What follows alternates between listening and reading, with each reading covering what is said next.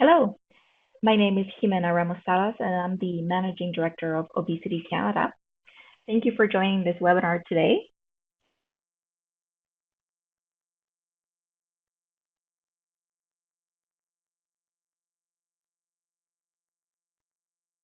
The purpose of today's webinar is to discuss how weight bias is influencing access to quality healthcare for people living with obesity. I will present to you some existing evidence that shows that weight bias is pervasive in our society, influencing both policy and practice in our healthcare system. I will also argue to you that weight bias is a major barrier to obesity management health services, as well as general healthcare services for people living with obesity. And although I know that this evidence may upset some of you, I do want to leave you with a key message, and that is a positive message. My key message to you is that we are currently living in an exciting time, and there's a paradigm shift happening. And I think this paradigm shift has the potential to increase access to respectful and evidence-based care for individuals living with obesity. But this paradigm shift will need everybody to be part of it. And when I say we, I mean everyone, healthcare professionals, policymakers, patients living with obesity, the media, and the general public will need to change. And I think we're getting closer to that change. Some of you may view this paradigm shift as a major change and a major step in obesity. But for some of you who are already immersed in this paradigm shift, this is not going to come as a major change for you. But ultimately, we're all going to be at different stages in this paradigm shift. And I believe that we're moving in the right direction and that this direction will actually lead to better health for people living with obesity. So as a reminder, let's start by talking a little bit about the Obesity Canada. Our vision is to be Canada's authoritative voice on evidence-based approaches for obesity prevention, treatment, and policy by facilitating knowledge exchange, research, and education. Ultimately, our mission is to improve the lives of Canadians affected by obesity. And we have three strategic goals. And the number one strategic goal is addressing the social stigma associated with obesity. Number two is to change the way policymakers and healthcare professionals approach obesity. And finally, improve access to evidence-based information, prevention, and treatment resources. All of these three goals are interlinked. And in our perspective, the weight bias and social stigma associated with obesity is a major barrier to goals number 2 and 3. So we work at these goals together slowly but surely. And to give you a little bit of background on why weight bias is important, I'm going to start by giving you some definitions. There are three concepts that sometimes are used interchangeably. Weight bias refers to our own individual and personal attitudes about obesity and our views about obesity and about people with obesity. Weight stigma, on the other hand, refers to the social stereotypes about obesity. Those stereotypes that we hear out there in the community, that people with obesity are lazy, unintelligent, unmotivated, and lacking willpower. Those are socially ingrained stereotypes about people with obesity. And there's also socially ingrained stereotypes about obesity in general, in terms of obesity being a risk factor and not a chronic disease in itself.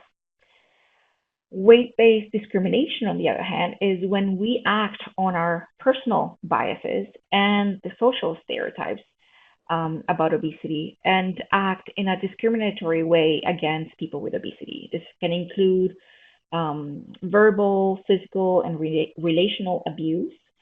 It can be overt and subtle and unconscious, but it is happening more and more in our society.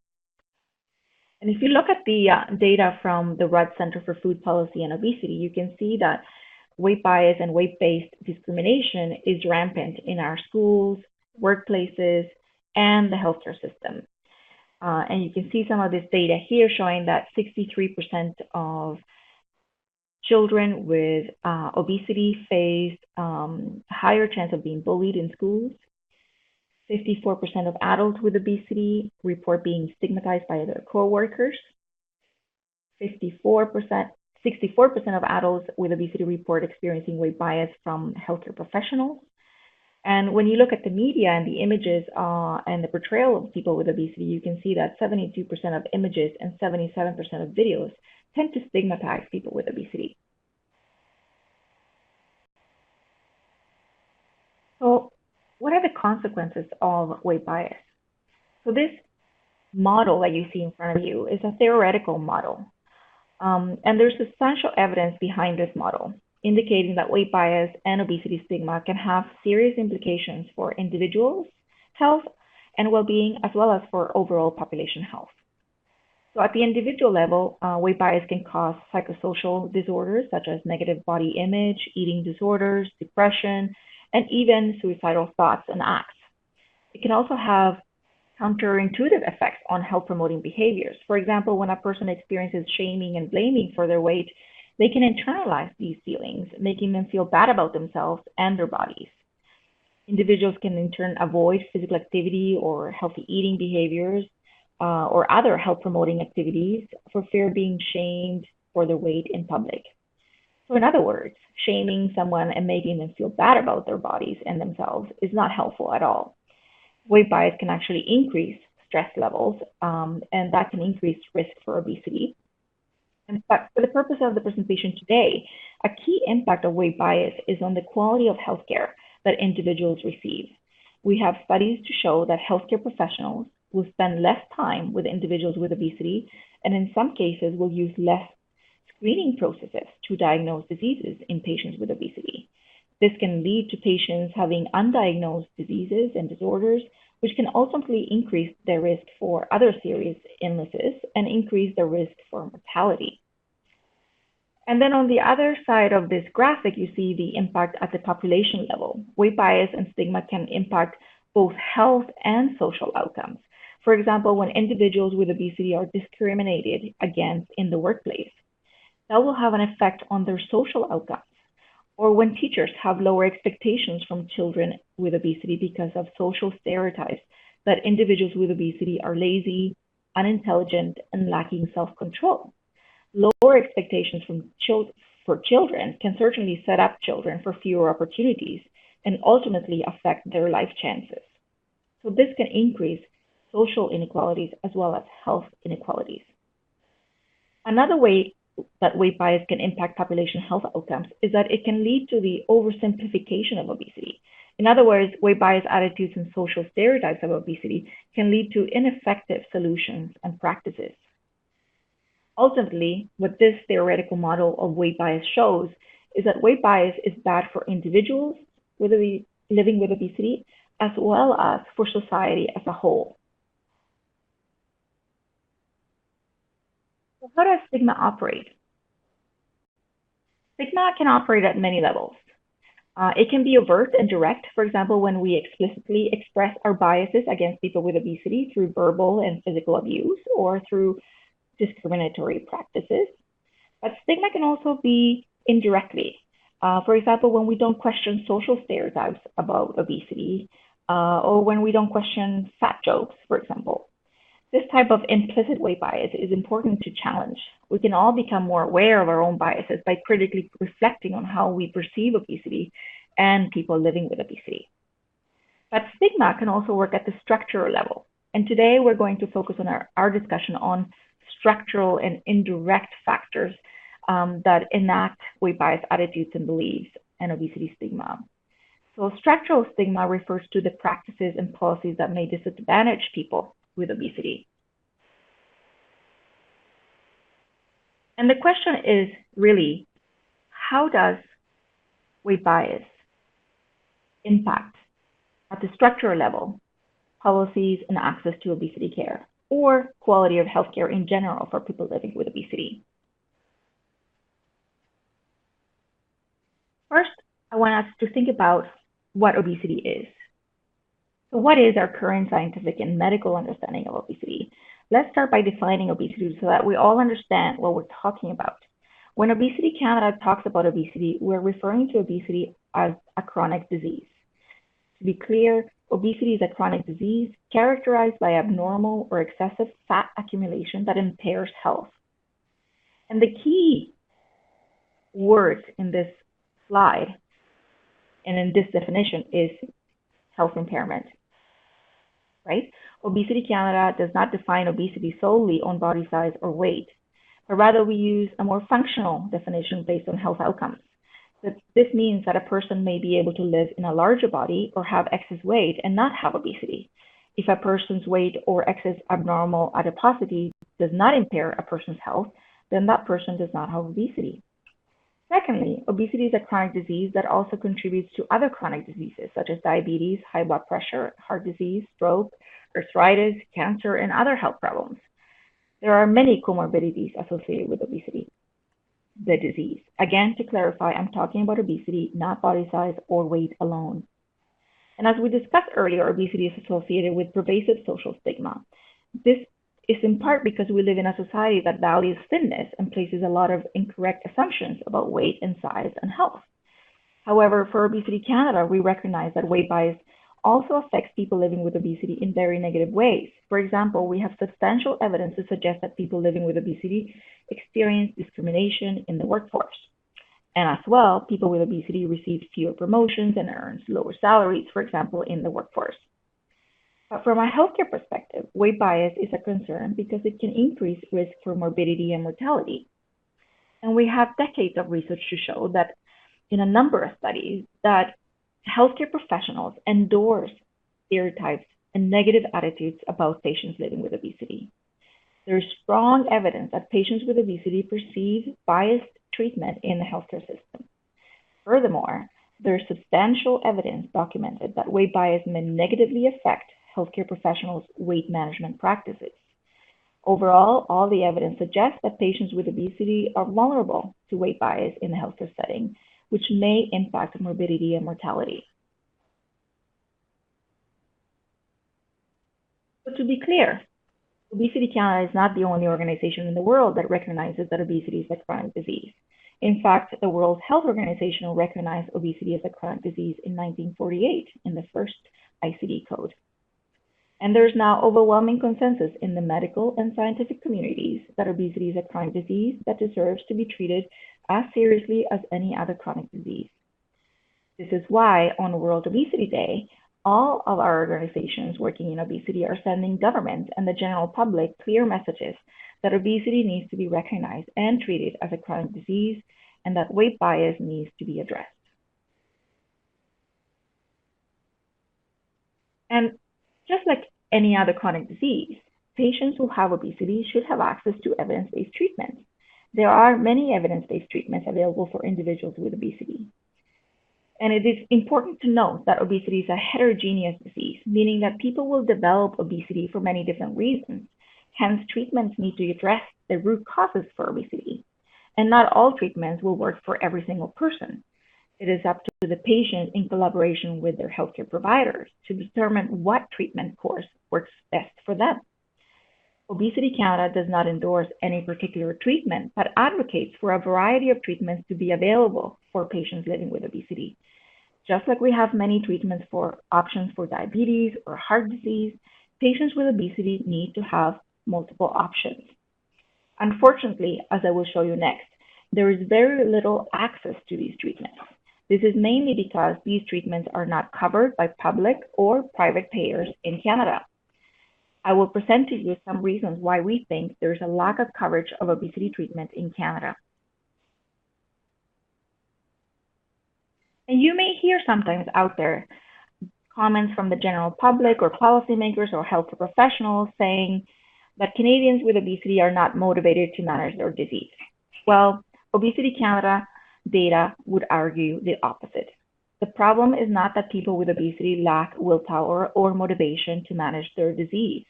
As you can see in this slide, Canadians with severe obesity are very motivated to manage their weight and are trying to lose weight on their own. And there lies the problem. Canadians with obesity do not feel that they can talk to their healthcare providers about obesity. Instead, individuals with obesity believe it is their own responsibility to manage their disease. What other chronic disease can you think of that patients believe it is solely their own responsibility to manage? What other chronic disease can you think of where patients do not talk to their healthcare provider about evidence-based treatments? I will let you think about that for a moment.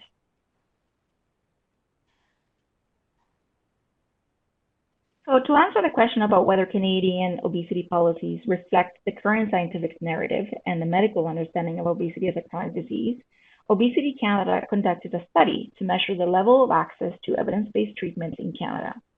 We published this report in 2017 and are now preparing the second report card, which will be launched in April of 2019. So let me tell you what we found in 2017. First of all, the primary finding of our study was that obesity is not recognized or treated as a chronic disease in Canada. Even though the Canadian Medical Association, the American Medical Association, the World Health Organization, and others agree that obesity is a chronic disease and that prevention and treatment approaches must approach the issue from that point of view, none of the federal, provincial, or territorial governments recognize or treat obesity as a chronic disease.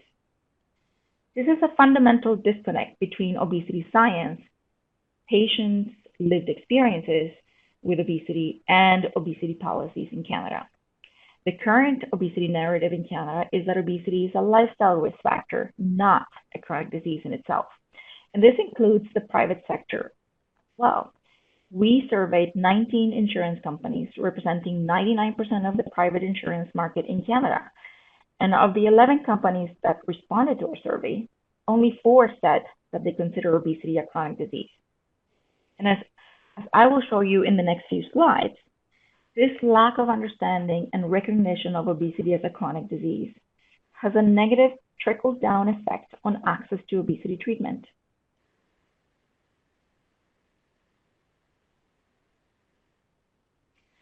Part of our research also included a critical review of Canadian obesity policies. And in this review, we found that obesity policies in Canada tend to focus on childhood obesity.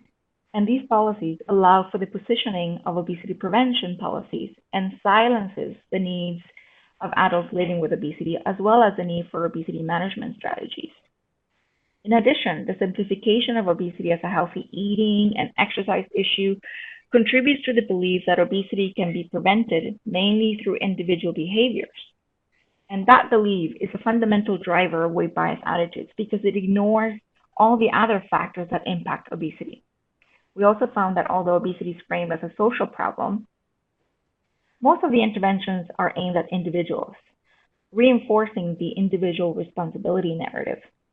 In other words, it is up to individuals themselves to fix their own disease and to take care of their own disease. Furthermore, the healthy body weight narrative in these policies categorizes individuals into the healthy and the unhealthy weight groups.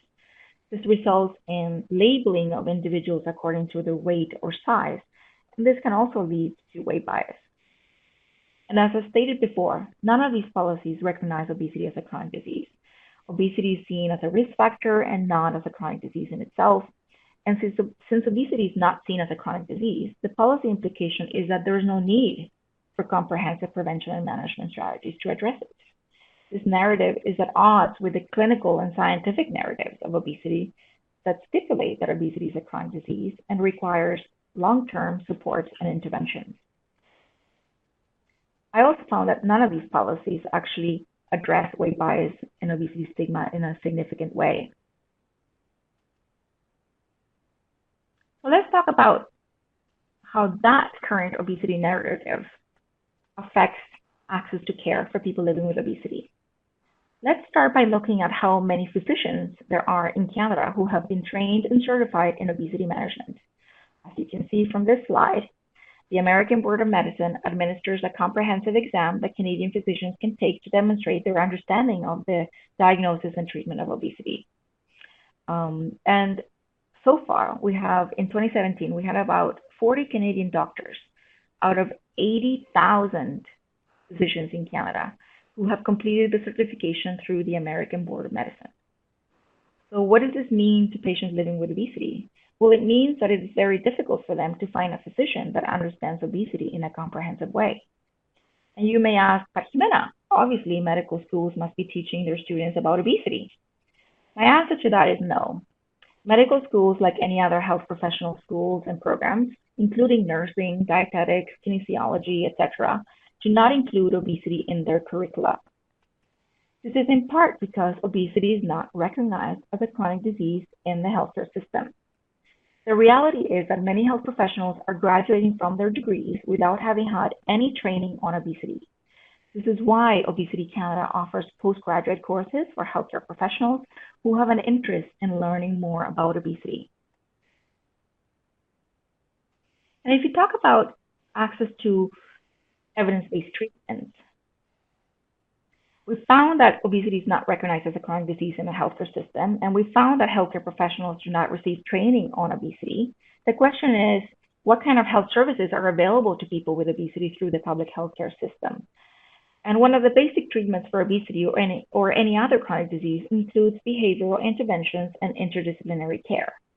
As you can see in this slide, access to specialists and interdisciplinary health services, including behavioral interventions, is minimal. The most common service available to patients includes dietetic resources. And access to exercise professionals is extremely limited, and there is a significant lack of access to mental health support and behavioral therapy to patients living with obesity. So unless you're in a bariatric specialty program, these services are very uncommon in primary care. This may be explained in part by the fact that healthcare professionals do not receive training and the fact that obesity is not recognized as a chronic disease in the healthcare system. And then we move on to medications. Just like we have medications for diabetes, hypertension, and other chronic diseases, there are medications available to support patients living with obesity. Health Canada has approved 3 medications for the treatment of obesity in adults in Canada, and they're listed right here. We have Orlistat, Saxenda, and Contrave. However, what we found is that those who rely on public, meaning provincial, territorial, or federal funding for coverage of prescription drugs, they have no access to any of these medications. None of these medications are listed as a benefit on any provincial territorial formulary, and therefore they are not covered under any provincial public drug benefit or pharmacare program. There may be special access programs in some provinces that adjudicate coverage for non-formulary medications based on individual case reviews. However, coverage for anti-obesity medications through these programs are not guaranteed and are in fact very, very rare. Anti-obesity medications are not covered by any federal public drug benefit program either. And I want you to think about, in contrast, Diabetes Canada reports that public drug benefit programs cover at least 2 medications for diabetes in every province and territory in Canada. And in Ontario, 6 diabetes medications are covered. Again, you may ask me, why is there a disparity? And my personal opinion is that the lack of understanding and treatment of obesity as a chronic disease in the healthcare system contributes to this health disparity.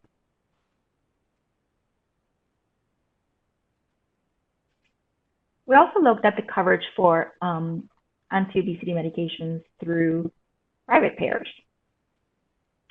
Around 60% of Canadians who have private drug benefit plans through their employer-sponsored plans, we looked at that market population. So a majority of the insurance companies that we surveyed reported that less than 10% of their private drug benefit plans offered any coverage for anti-obesity medications. And we looked at, this was a report based on over 9 million Canadian lives covered under these private payer benefit plans. And less than 10% of those 9 million people have coverage for anti-obesity medication. So what does that mean? It means that patients living with obesity do not have access to these medications and are left paying for these medications themselves. And given the effectiveness of anti-obesity medications for long-term weight management, is it acceptable that Canadians have such limited access to these medications? Again, I will leave you to think about that question. And then we look at surgery. Again, bariatric surgery is another form of evidence-based treatment for obesity. Bariatric surgery is indicated for patients with severe obesity, for example. So how is Canada doing in terms of access to bariatric surgery? Well, there's significant inequalities in access to bariatric surgery across the country. As you can see in this slide, bariatric surgery is available to only 1 in 183 of adult Canadians per year who may be eligible for bariatric surgery. And that includes people living with obesity, we did with class 2 or class 3 obesity. So across the ranges, you can see that there's a disparity here, right? So on the one hand, you go from in Quebec, where you have 1 in 90 adults having access to bariatric surgery, and you go all the way to Nova Scotia, where 1 in 1,312 adults have access to bariatric surgery only. So obviously, the range and the inequalities across the country vary from province to province.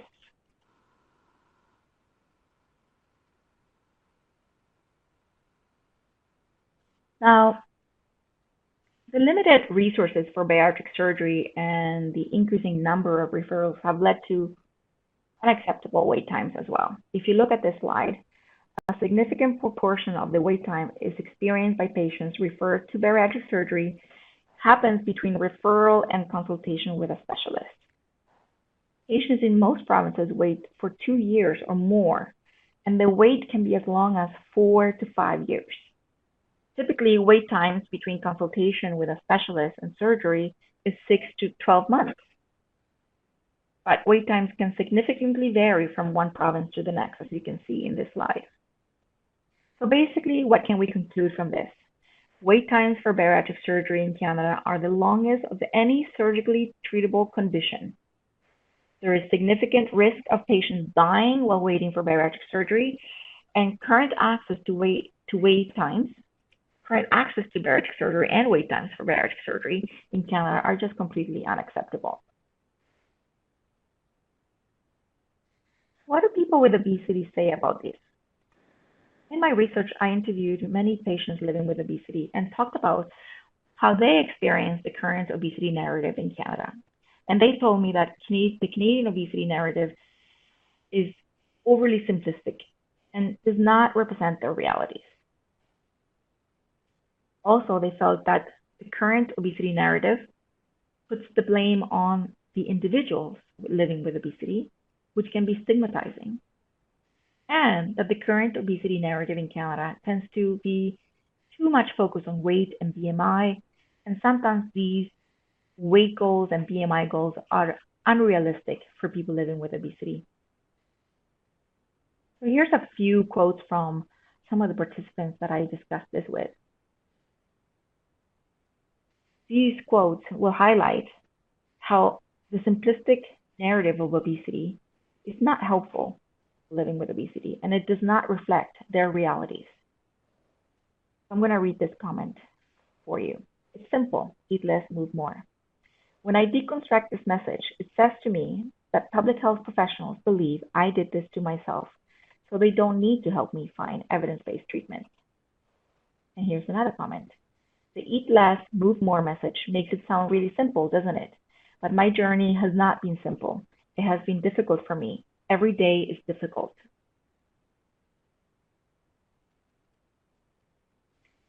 Patients with obesity also told me that there's a disconnect between these weight-centered public health messages and patient-centered messages and expectations. Here's one comment from one particular participant. I have lost over 100 pounds, but I am still obese according to the BMI categories. My goal is to maintain this weight loss.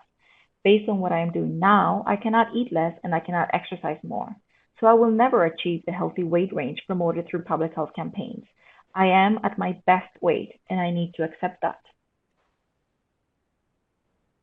So again, what I concluded from in my conversations with patients living with obesity, we try to really talk about, how is weight bias experienced by people living with obesity and how does this affect their lives? And what we discussed and learned is that the fundamental driver of people's experiences with weight bias is a lack of understanding of obesity. This lack of understanding can be linked to the current obesity narrative in public health and in medical community that oversimplifies obesity as an unhealthy eating and lack of exercise issue. This simplistic narrative leads to social narratives that obesity is self-inflicted. Basically, people do this to themselves, and it is up to individuals to fix it themselves. That lack of understanding also can lead to people experiencing weight bias and stigma everywhere. I heard stories from people with obesity revealing that they experience differential treatment by their families, friends, coworkers, and healthcare professionals. This lack of understanding of obesity also leads to consequences for individuals' conceptualization of their own self. Many people internalize the damaged identities of obesity, and they felt that they were abnormal, did not fit into this world, and this affected their self-confidence and self-worth. That internalization can in turn impact their emotional responses and triggers feelings of shame, blame, vulnerability, stress, depression, and even suicidal thoughts and acts. In addition, through these stories, I've found that patients can also respond through behavioral responses to this weight bias. So when they experience weight bias in a public health facility or in a fitness facility, they will avoid those places. So that means that they will avoid health promoting behaviors and they will avoid contact with health professionals that have shamed them or stigmatized them. And that can lead to social isolation. These weight bias experiences also affect their obesity management disease process and rehabilitation and recovery processes. So when people are made feel bad about themselves and their bodies, it can cause a cascade of issues that can increase their risk for poor health and even increase risk for obesity. And they also share with me how they embrace the recovery from this weight bias and stigma that they experience on a daily basis by developing self-compassion, self-acceptance. And in their stories, they talked about their efforts to resist these damaged obesity narratives and to demand respect, dignity, and better care. The main finding for me in my study was that the current obesity narrative is at odds with the experiences of people living with obesity, and we need a paradigm shift. And my study is not unique. There are many studies out there that have assessed how this current obesity narrative in the healthcare system affects patient outcomes. And as you can see from this slide, patients with obesity who experience negative attitudes from healthcare professionals will sense that the healthcare environment is very threatening to them, and hence they will try to avoid that threatening environment. And patients who also experience that providers have stereotypes about obesity and about themselves will then avoid working with that healthcare professional in the future. So patients will avoid healthcare, patients will feel more stress, patients will have less trust in their healthcare professional, they are less likely to adhere to recommendations for healthcare professionals, and that stigma also affects their communications with healthcare professionals. Ultimately, all of this leads to worse patient outcomes. So what can we do to address weight bias in the healthcare system? Well, from my perspective, I think we need to work at all levels. And in this graphic, you can see that we need to do advocacy to change the obesity narrative and to increase equity for people living with obesity. And that means acting at the policy level by talking to legislators and policymakers about the obesity narrative and how that contributes to weight bias and inequities for people living with obesity. It also means that we need to work at the community, working with our partners, Obesity Canada, working with organizations around the country to change that narrative. We also need to work at organizational level. So how do we work with health professional associations across the country to make sure that they update and take up the information and science we have about obesity, as well as engage patients living with obesity in their programs? How do we make sure that medical schools, nursing programs, dietetic schools include obesity in their curriculum, for example?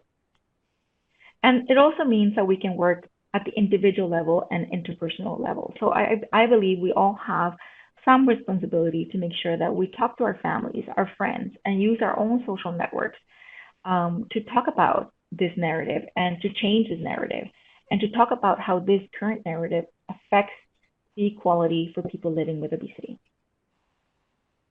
Obesity Canada is doing a lot of work in this area. And today on World Obesity Day, I'm just going to mention a few things that we're doing. For example, we have the report card that shows that access to care is very limited for patients living with obesity. We also have a public engagement strategy, an advocacy plan. We have resources for patients living with obesity. You can go to the Obesity Canada website and access a clinic locator where you can find trained healthcare professionals who know and understand obesity as a chronic disease.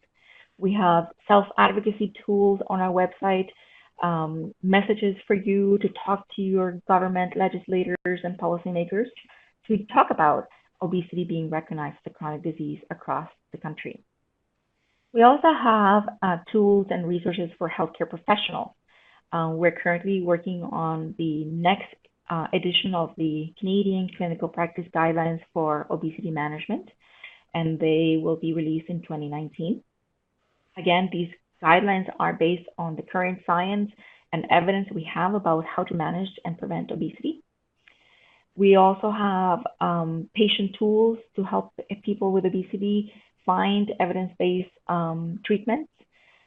We have created an advocacy network with our partners, such as professional associations and other NGOs working in chronic disease prevention so that we can together work on changing this narrative. And we've developed practical tools for primary care healthcare professionals, such as the 5 A's of obesity management tools, that help primary care professionals have a respectful and non-judgmental dialogue with patients living with obesity. And of course, Obesity Canada supports research, and we do research in-house as well as support research outside of Obesity Canada. We're working to support the next generation of obesity researchers by working with the students and new professionals community. And we support interactions and networking between allied health professionals out in the community through our obesity local chapters. And of course, we're trying to influence change in the health system. And we're doing that in a variety of ways. We have tools to educate healthcare professionals and policymakers. We are working with researchers at the University of Alberta, and Dr. Mary Forehand and her team are developing bariatric-friendly hospital standards to make sure that hospitals have access to the right equipment and that they can provide safe and respectful care for patients living with obesity. We're changing, working with policymakers to include weight bias as a protected area under the Human Rights Code. We're talking to policymakers about including weight bias in the gender-based analysis plus database for policymakers and government employees. So we're doing lots of things. And the call to action really for all of us today during the World Obesity Day is that provincial and territorial governments, employers, and health insurance companies should officially adopt the position of the Canadian Medical Association and the World Health Organization that obesity is a chronic disease and orient their approaches and resources accordingly. Secondly, provincial and territorial governments, employers, health insurance companies, and the general public should recognize that weight bias and stigma affects people living with obesity. And we should enshrine the rights in provincial and territorial human rights codes and workplace regulations and healthcare systems to protect against discrimination for people living with obesity. Again, third recommendation, public and private payers should recognize and treat obesity as a chronic disease and provide coverage for evidence-based obesity programs and treatments through public and private benefit plans. Number 4 is that provincial and territorial governments should increase training for healthcare professionals so that they understand obesity as a chronic disease.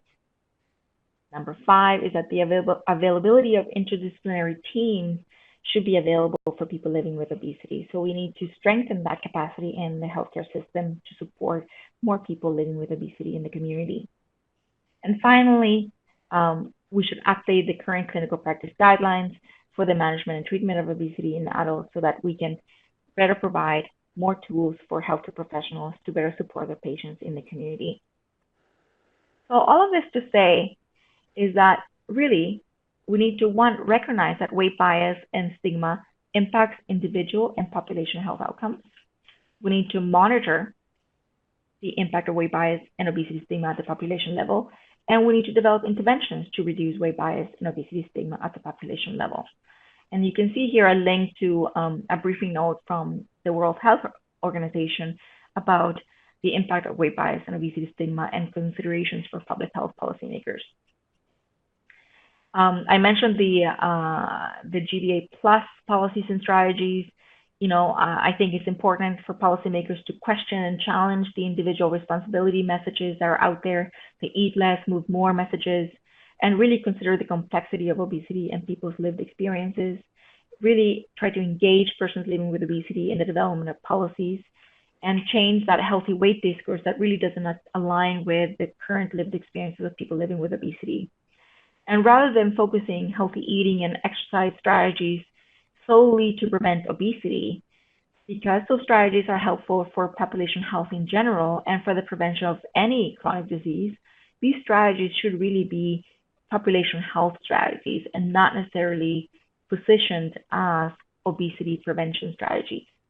We should also try to promote body diversity and try to help people feel good about themselves and good about their bodies rather than making them feel ashamed and embarrassed and guilty and bad about their own health and bodies. And of course, Obesity Canada does endorse the adoption of people first language. As with any chronic disease, we encourage policymakers, the media, and the public to use person first language. That means, for example, instead of saying obese people, we would say people with obesity. So rather than identifying and labeling a person according to their disease, we put the person first and then add the disease later. So a person is living with diabetes, a person has diabetes. We would say the same thing with obesity. A person has obesity, a person is living with obesity. And we highly encourage today, especially during World Obesity Day, the use of positive images in the media to change the portrayals of individuals living with obesity in the media. And I won't have time to show you this video today, but I would highly encourage you to go to the Obesity Canada YouTube website, where you can see this video that was developed by Obesity Canada patient advocates who are demanding respect, who are expecting to be treated fairly and equally, as with any other Canadians living in this country. People with obesity deserve to be treated with dignity and respect, and they deserve to have access to evidence-based treatment and good quality healthcare. So the link to this video is right here on this slide, and you can click on it and watch it on your own. And if you have any questions about our advocacy efforts, and if you want to be involved in future advocacy efforts with Obesity Canada and our partners, please don't hesitate to contact us through our website, through our Facebook group, through our Twitter channels, or YouTube channels, and we will be happy to engage you in our future activities for advocating for this paradigm shift. I really strongly believe that we are in an exciting time for obesity research, practice, advocacy, and patient engagement, as well as for new policies. We need this paradigm shift. We need to recognize and treat obesity as a chronic disease. And we need to engage individuals affected by this disease, as well as scientists and healthcare professionals and policymakers in the development of evidence-based and patient-centered healthcare approaches. And during World Obesity Day today, we're all united in creating that new narrative for obesity. I hope you join us in our efforts to reduce weight bias in Canada so that we can close that current obesity care gap in Canada. Thank you very much for your attention.